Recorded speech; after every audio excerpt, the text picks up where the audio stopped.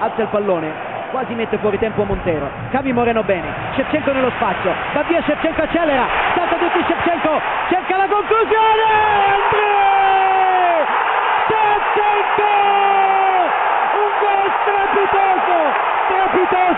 strepitoso, un gol straordinario, Fabio, incredibile, ha saltato 3 giocatori, poi ha messo la palla all'incrocio sul secondo palo, l'ha cercato, ha voluto questo gol, stupendo, voglio vedere il replay, incredibile. Io a memoria ti dico una cosa, dopo il gol di UEA che salta tutti con il Verona e va in porta, forse è il gol più bello che abbia visto negli ultimi 10 anni a Milano.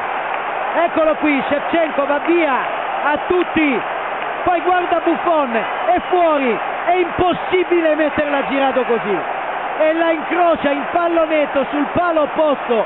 Questo è un gol da fenomeno questo gol, incredibile gol di Shevchenko.